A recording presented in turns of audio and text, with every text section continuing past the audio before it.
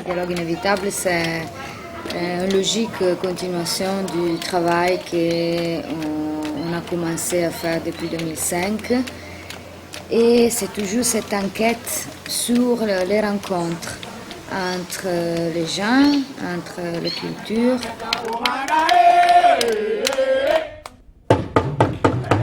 C'est notre domaine de recherche, c'est notre préoccupation. Et d'ailleurs, c'est aussi l'essence de l'association Sonagnon.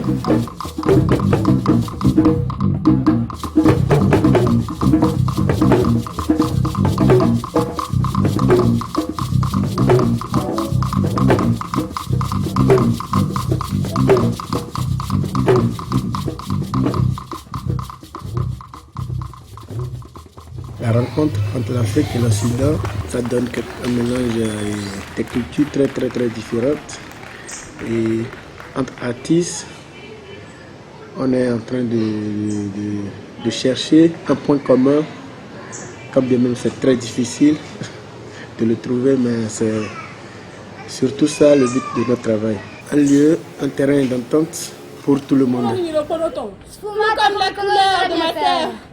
Là, je suis, écoutez-moi. Je parle à voix basse, mais je ne mens pas. Se le mani fossero più forti. Si mes jambes étaient plus fortes, più veloci. mes pieds plus rapides. Vous confiez à moi. Un Dio anche a me. Mon Dieu pour moi aussi. È la mia preghiera. C'est ma prière.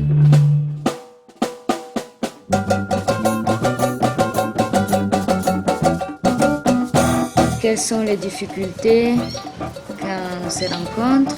Quelles sont les conséquences de l'histoire sur les rencontres entre cultures?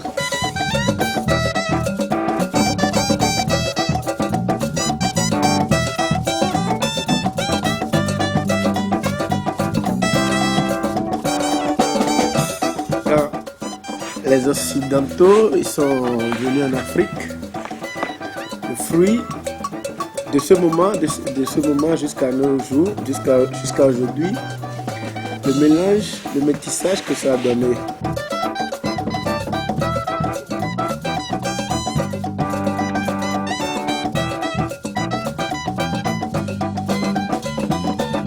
Le dialogue inévitable prend appui sur une idée d'un philosophe anglo-ghanéen, Anthony Kwame Appiah.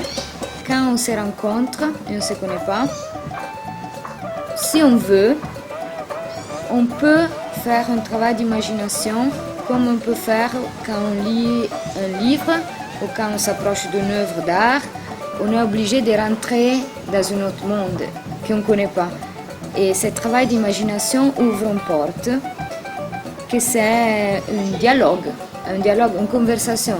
Est-ce qu'on ouvre cette porte ou est-ce qu'on ne l'ouvre pas? Et si on ne l'ouvre pas, pourquoi? Et si on l'ouvre, qu'est-ce que va nous amener?